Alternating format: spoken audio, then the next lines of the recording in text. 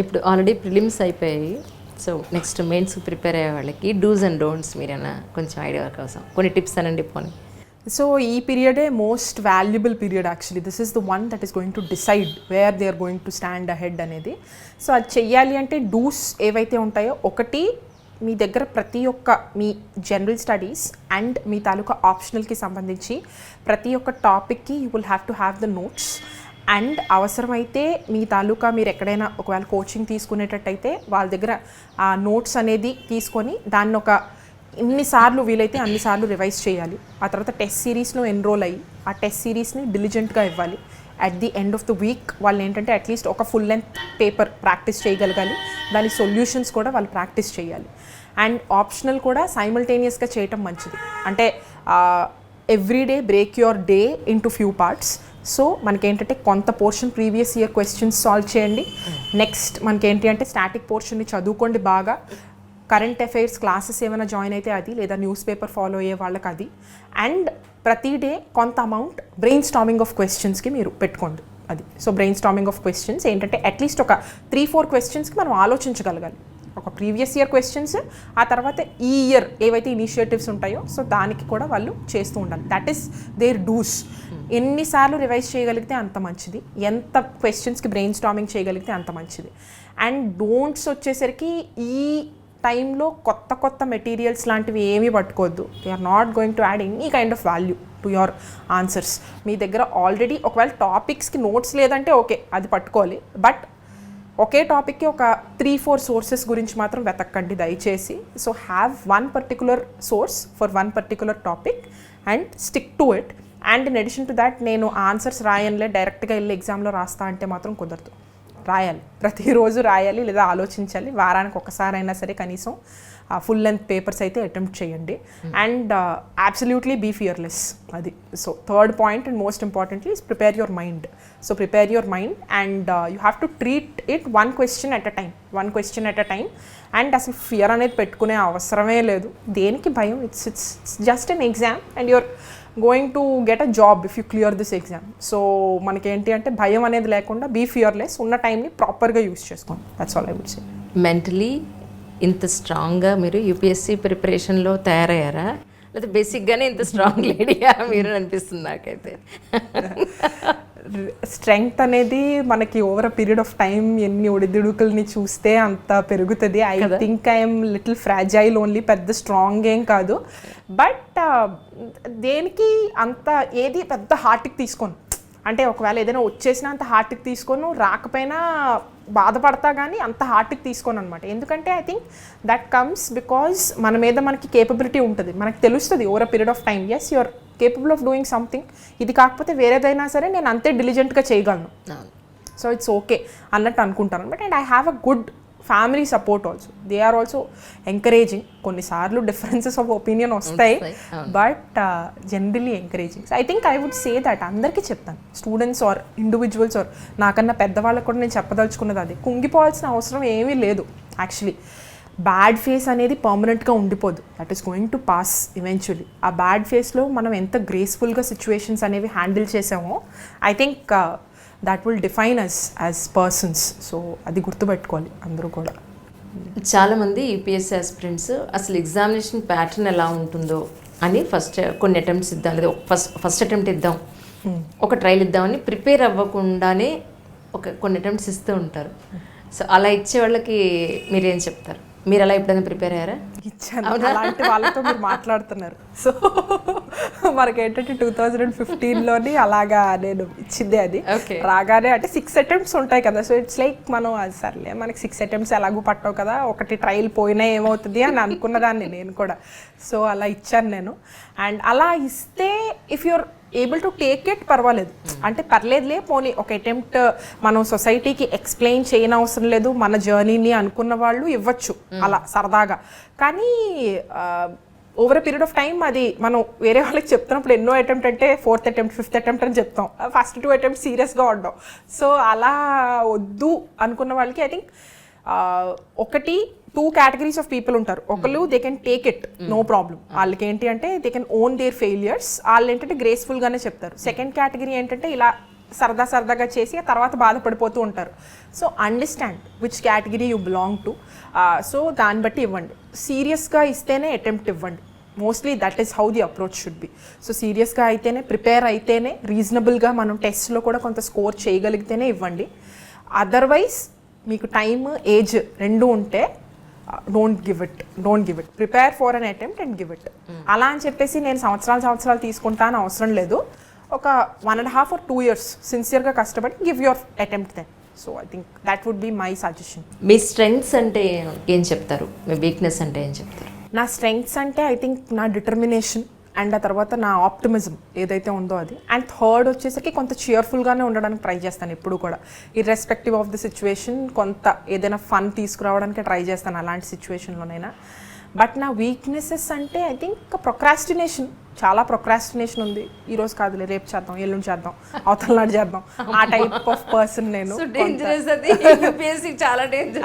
అందుకే కదా ఇన్ని అటెంప్ట్స్ పట్టాయి నాకు. So procrastination. అండ్ నెక్స్ట్ వచ్చేసరికి మనకేంటంటే ఐ థింక్ కొంత ఇంకా ఆలోచించి ఏదైనా పని చేయాలి. నేను యాక్చువల్లీ కొంత ఇంపల్సివ్గా ఉంటాను అనమాట. ఇట్స్ లైక్ పెద్ద అంత ఫోకస్ పెట్టి ఒక 360 degreesలో ఆలోచించి చాలా టైం తీసుకునే డెసిషన్స్ కొన్ని తక్కువే. జనరల్గా ఇంపల్సివ్గా ఉంటాను. That can be advantages in some situations and that can be harmful in many other situations. I think ఇవి రెండు నా బిగ్గెస్ట్ వీక్నెసెస్. ఇప్పుడు అవును, మీరు ఐఏఎస్ వస్తుంది కదా మీకు, మీరు ఎందుకు దాన్ని పెట్టుకోలేదంటే మెయిన్ ప్రయారిటీ పెట్టుకోలేదు ఎందుకు తెలుసుకోవచ్చా? నేను ఫారిన్ సర్వీసెస్ నాకు యాక్చువల్లీ ఏదైతే ఉంటుందో, నేను చదువుకోవడం కొంత యూఎస్లో చదివాను, ఆ తర్వాత అక్కడ వర్క్ కూడా చేశాను కదా. ఆ తర్వాత మనకి ఏంటి అంటే ఎగ్జిస్టింగ్ ఆఫీసర్స్తో కూడా కొంతమందితో మాట్లాడాను, both administrative and foreign services.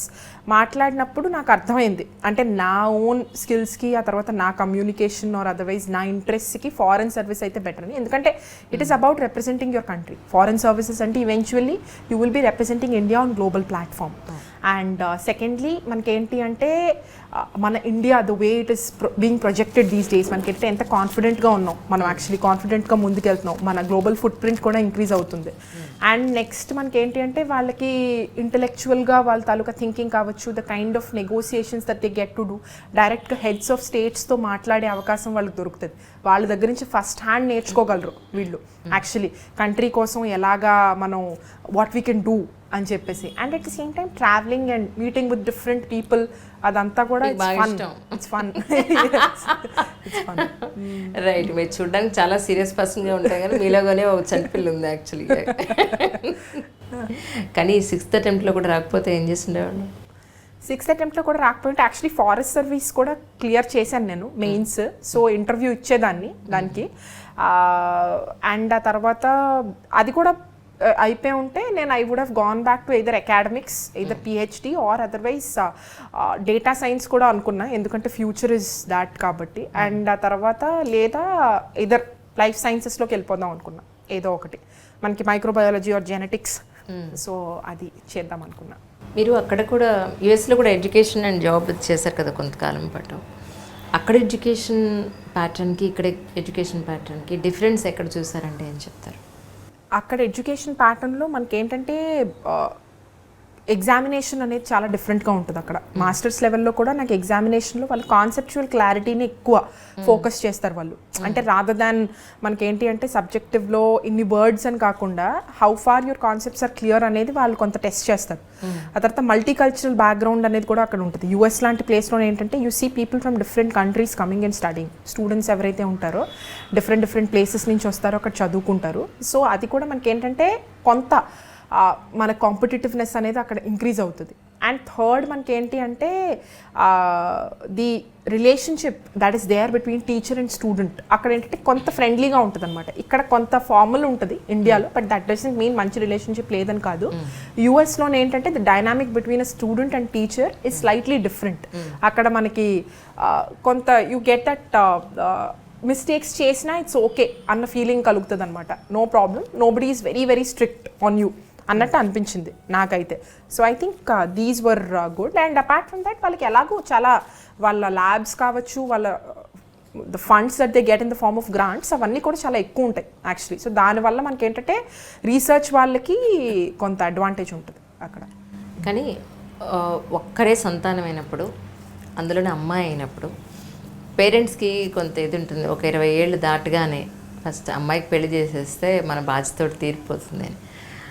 అది ఎప్పుడు మీరు ఫేస్ చేయలేదా నిజంగా? చాలాసార్లు అంటే వాళ్ళు చేద్దాం అనుకున్నారు, మధ్యలో మేము ట్రయల్స్ కూడా చేసాం. ఆ తర్వాత మనకేంటి అంటే చుట్టాలు కూడా చెప్తూ ఉంటారు, why don't you get married, ప్రతిదానికి ఒక టైం ఉంటుంది అది ఇది అని చెప్పేసి.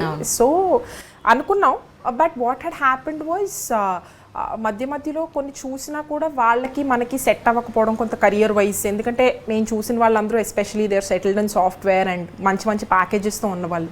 ఇప్పుడు ఈ అమ్మాయి ఐఏఎస్ అంటుంది, లేదంటే ఐఎఫ్ఎస్ అంటుంది. ఇప్పుడు తనతో మనం రావడం, ఆ తర్వాత ట్రావెల్ చేయడం, అయిపోతే పరిస్థితి ఏంటి, మనల్ని పట్టించుకోదేమో టెన్షన్ పడిపోయే జనాలే ఎక్కువ మనకి. Lots of things actually. So అనుకున్నాం, వర్కౌట్ అవ్వలేదు, ఏది వర్కౌట్ అవ్వలేదు. But I think it's okay, no problem, thank god ఏది వర్కౌట్ అవ్వలేదు. ఏం జరిగినా మన మంచికి అంటారు కదా, అందుకే. కానీ నిజంగా అప్పుడు ఏదైనా పెళ్లి సెట్ అయ్యి పెళ్ళి అయిపోయి ఉంటే ఈ లాస్ట్ అటెంప్ట్ వరకు వచ్చిండేవారా మీరు?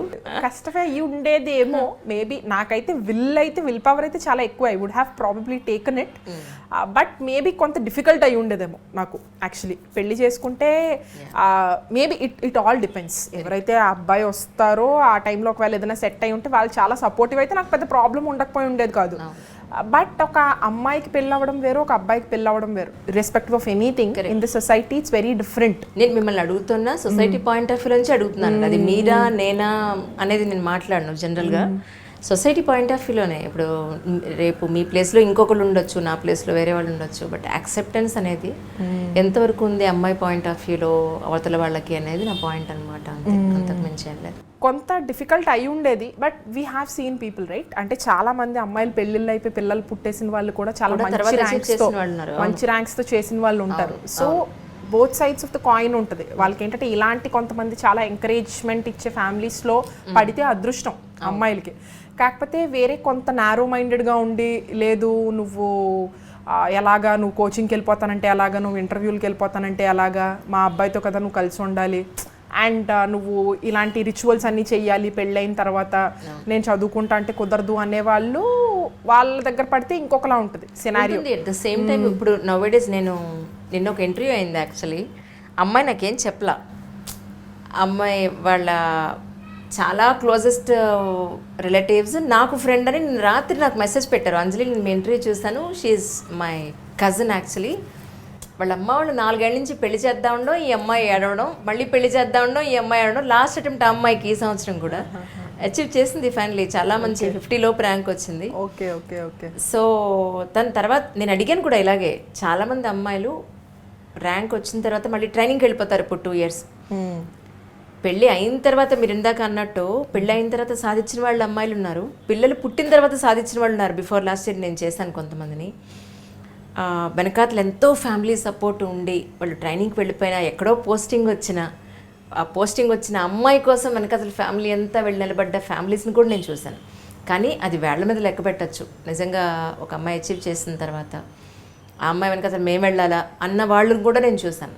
సో దాన్ని ఎలా బ్యాలెన్స్ చేస్తారు కమింగ్ ఫ్యూచర్లో అంటే ఏం చెప్తారు? ఇప్పటికైతే ఐ జస్ట్ ఆస్క్, అంటే నేను ఐ వుడ్ ఓన్లీ వాంట్ ఇప్పటికైతే ట్రైనింగ్ మీద ఫోకస్ చేద్దాం అనుకుంటున్నా actually. So take it as it comes. నేనైతే ఇంకా ఐ డోంట్ నో, మేబీ మాట్లాడతాం కదా, మాట్లాడితే కొంత తెలుస్తుంది యాక్చువల్లీ. సో వాళ్ళు కొంత సపోర్టివ్గా ఉన్నారా లేదంటే కొంత హెజిటేషన్ చూపిస్తున్నారా అనేది. సో ఐ థింక్ 100% అయితే ఏదీ తెలీదు. ఈవెన్ బిఫోర్ మ్యారేజ్ ఎంత మాట్లాడుకున్నా తెలీదు, పెళ్ళైన తర్వాత ఇంకా కొంత బెటర్గా తెలుస్తుంది. But I think I want to be optimistic at this point of టైంకి. నన్ను కొంత అర్థం చేసుకునే వాళ్ళు వచ్చి మన సినారియో ఇప్పుడు ఇదని తెలుసు కదా వాళ్ళకి. యాక్చువల్లీ ఇట్ ఈస్ నాట్, మనం ఏంటంటే మభ్య పెట్టేది ఏమీ లేదు, ఇట్ ఈస్ ఓపెన్. సో దీనికి బ్రాడ్ మైండెడ్గా ఉండేవాళ్ళు అయితేనే బెటర్ అనేది నా ఉద్దేశం. I hope to find such people. So yeah. కానీ జనరల్గా యూపీఎస్సీ సాధించిన వాళ్ళు చాలామంది యూపీఎస్సీ క్యాండిడేట్స్కి ప్రిఫరెన్స్ ఇస్తున్నారు. లేదు కొంతమంది ఏమంటారంటే యూపీఎస్సీ, నేను ఆల్రెడీ యూపీఎస్సీలో ఉన్నాను కదా, వాళ్ళు కూడా అవే కష్టాలు, ఇద్దరం మళ్ళీ అవే షేర్ చేసుకోవాలి, డిఫరెంట్ ఫీల్డ్ ఉంటే బాగుంటుందని. సో మీ వరకు ఎలాంటి అబ్బాయి అయితే మీరు ప్రిఫర్ చేస్తారనంటే ఏం చెప్తారు? ఇప్పటికైతే ఓపెన్నేనండి. అంటే లైక్ స్పెసిఫికలీ ఆఫీసర్ని చేసుకోవాలని ఏమీ లేదు యాక్చువల్లీ. మనకేంటంటే ఎవరైనా వాళ్ళ వర్క్ని వాళ్ళు బాగా ఎంజాయ్ చేస్తూ మనతో పాటు కొంత ఈ ఛాలెంజెస్ ఉన్నాయని తెలిసి యాక్సెప్ట్ చేసి కొంత ట్రావెల్ చేయడానికి రెడీ అయిన వాళ్ళు, and at the same time ఒక మంచి ఫ్యామిలీ అండ్ ఏంటి అంటే కొంత ఒక అవేర్నెస్ అనేది ఎక్కువ ఉన్నవాళ్ళు అయితే బెటర్ అనేది నా ఉద్దేశం. అది సో స్పెసిఫిక్గా హార్డ్ అండ్ ఫాస్ట్గా వీళ్ళనే కాదు, ఎవరైనా సరే మనం ఏంటి అంటే కొంత ఓపెన్ మైండెడ్గా ఉండి కొంత బ్రాడ్ మైండెడ్గా అండ్ ఒక రకమైన లైఫ్ని వర్క్ని ఎంజాయ్ చేయగలిగే వాళ్ళు, అలాంటి వాళ్ళు. That's such a great journey అండి. అంటే మీతో పాటు మీ ఫ్యామిలీ కూడా ఇన్ని సంవత్సరాలు జర్నీ చేస్తూ వచ్చింది పిఎస్సి తోటి మీ వెనకాతలో ఉండి మీకు వెనుదనగా నిలబడి. సో ఒక్కసారి నాన్నగారితో అన్నా నేను మాట్లాడదామని గట్టిగా ఫిక్స్ అయ్యి వచ్చా యాక్చువల్గా. ఫిక్స్ అయ్యారా మీరు? అయ్యో. సో ఒకసారి నాన్నగారిని పిలిపిస్తే నేను ఒకసారి మాట్లాడతాను. Thank you so much for your time actually. Thanks a lot. Thank you so much. And నా మెసేజ్ ద్వారా ఎవరైతే కొంత డౌన్లో ఉన్నారో if they can find some kind of solace, I will be so happy. That's true. And thank you so much. ఇప్పుడు మనతో పాటు సాహితీ గారి తండ్రి జగదీష్ గారు ఉన్నారు. ముందైతే వెల్కమ్ చెప్పేద్దాం. సార్ నమస్కారం అండి. నమస్తే. మీ అమ్మాయికి 24వ ర్యాంక్ వచ్చింది యూపీఎస్సీలో. ఎలా అనిపిస్తుంది సార్ 6 సంవత్సరాల కష్టం? అంటే సంతోషమే. మెయిన్గా ఏంటంటే 2 digits ఎప్పుడు మంచి స్కోరే, అందులో అండర్ 25 ఎప్పుడు మంచి స్కోరే.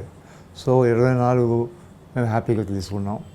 అంటే అఫ్కోర్స్ ఇంకా ముందుకైతే బాగుండేది, బట్ మనకు కావాల్సింది ఒక సీటే కదా, 24 వచ్చింది. చాలా ఎక్స్ట్రీమ్లీ హ్యాపీ. సార్ 6 సంవత్సరాలు తన ప్రయత్నం 6 సంవత్సరాలు స్పెండ్ చేశారు దాని మీద, యూపీఎస్సీ మీద. ఈ 6 సంవత్సరాల్లో ఎప్పుడూ కూడా మీకు అనిపించిందా మీ మనసులో పెళ్లి చేసి పంపించేద్దాం, ఎందుకు అమ్మాయికి చదువు అని ఎప్పుడైనా అనుకున్నారా సార్? పెళ్ళి అనేది రూల్ అవుట్ చేయలేను, ఉన్నది. ఎందుకంటే ఇది tall dark and strong girl కాబట్టి తొందరగా దానికి అన్ని తెలిసిపోయి పెళ్ళి అనుకున్నాం. కానీ ఇప్పుడు ఏంటంటే రైట్ ఫ్రమ్ ఎల్కేజీ తన టాపరు. సో ఏంటంటే సాధారణంగా అకాడమిక్స్లోని సెకండ్ ప్లేస్ తీసుకోదు. బట్ నాకు అప్పుడు ఏంటంటే ఈ యూపీఎస్సి ఇంత స్ట్రాంగ్గా, ఇంత స్ట్రేంజ్గా, ఇంత క్రూయల్గా ఉంటుంది అనుకోలేదు. అలాగని ఎప్పుడు కూడా ఒకసారి యూఎస్ నుంచి వచ్చి యూపీఎస్సి స్టార్ట్ చేశాక నాకు తెలుసు కొడుతుంది. అంటే తను కొట్టలేకపోతే ఇంకెవరు కొట్టలేరు. ఎందుకంటే యాన్ ర్యాండ్ది ఫౌంటైన్ హెడ్ పుస్తకం 10 సార్లు చదివింది. ఆ పుస్తకం మళ్ళీ చదివిందంటే ఒక అరగంటలోని దానిలో ఒక విషయం గట్రా చెప్పగలదు, చదవగలదు, మెమరైజ్ చేసుకోగలదు, రీప్రొడ్యూస్ చేయగలదు. తర్వాత ఏంటంటే మెయిన్గా తను చేస్తున్న ఎడ్యుకేషన్ ఈ ప్రాసెస్లోని ఎంజాయ్ చేస్తూ ఇష్టపడుతూ చేస్తుంది. కొడుతుందని నాకు తెలుసు, బట్ కొట్టకపోవచ్చు కూడా, అయినా నో రిగ్రెట్స్.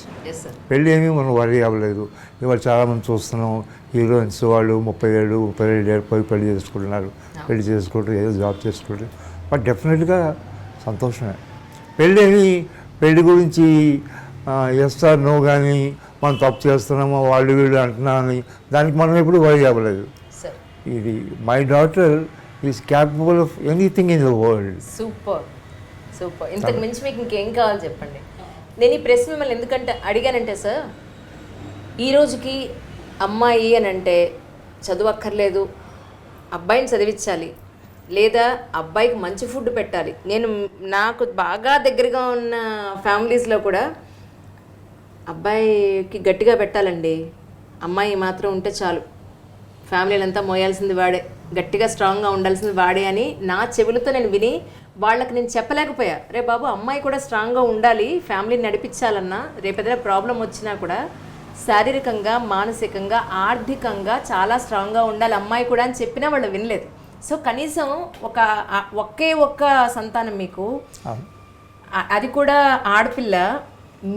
ఇలాంటి తండ్రి గురించి నేను అక్కడ బయట సొసైటీకి చెప్తే కనీసం కొంతైనా మారకపోతారని నా ఉద్దేశం. ఎందుకంటే అమ్మ అంజలి, ఈ ఆడపిల్లల మీద ఇండియాలో జరుగుతున్న అట్రాసిటీస్ కానీ, అటాక్స్ కానీ, ఈ అమ్మాయి రేప్ చేసిన వాడిని బొమ్మ వేసేసి చంపేయడం కానీ ఎక్కడ జరగడం లేదు. కాబట్టి వైజాగ్ సేఫ్ అయినా ఆడపిల్లల తల్లిదండ్రులు భయపడడంలో ఆశ్చర్యం లేదు. తర్వాత ఎప్పుడు కూడా మగవాళ్ళు అంటే వాడు ఇప్పుడు మా కృష్ణ గారికి మహేష్ బాబు లాగా తీసుకెళ్ళిపోతాడు అన్న వారసత్వం అన్న ఆశ ఉంటుంది. బలం ఉంటే ప్రభాస్లాగా అయిపోతాడు అనుకుంటారు తప్ప బలం అనేది ఫిజికల్ కాదు, మెంటల్ అని చాలామందికి తెలియకపోవడం.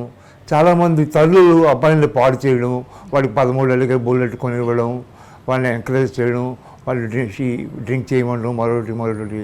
ఎక్కువగా తల్లులే అబ్బాయిల్ని మిస్లీడ్ చేస్తున్నారు. తండ్రి ఎప్పుడు బాగుంటాడు.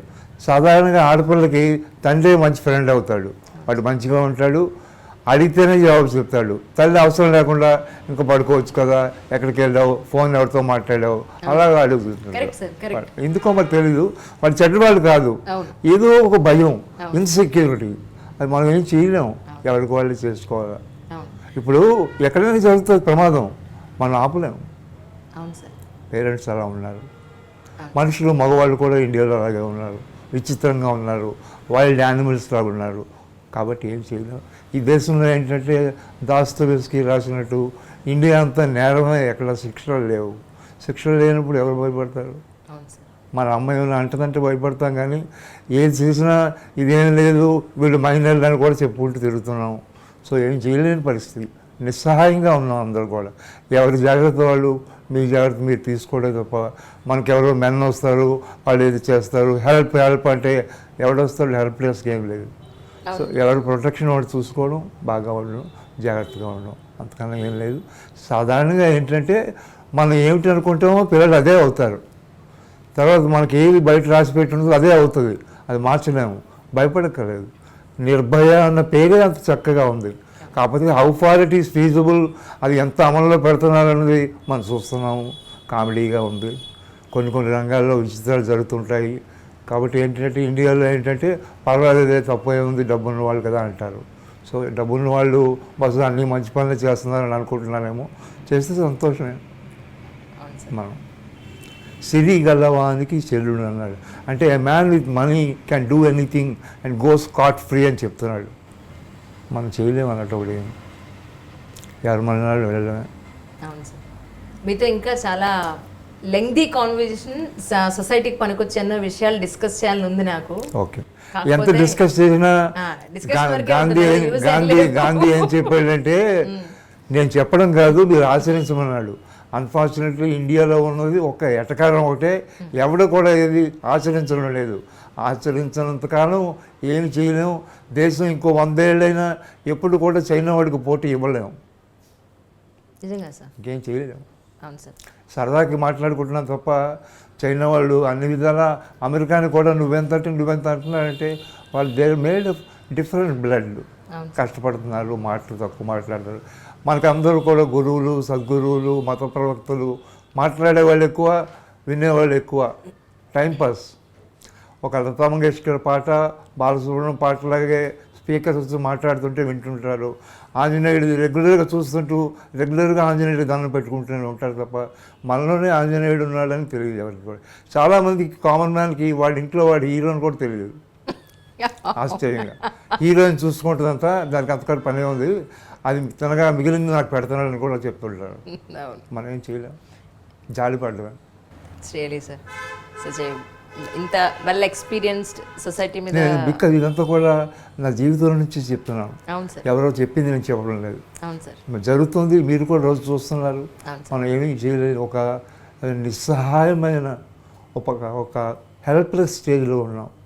కాబట్టి ఇక్కడ ఏంటంటే మీ రంగంలో మీరు, మిగతా వాళ్ళ రంగంలో అందరూ మనం టాపర్స్గా వెళ్ళడానికి ట్రై చేయడమే. సెకండ్ ప్లేస్ మనకు వద్దు, అంతకన్నా ఏం చేయలేం.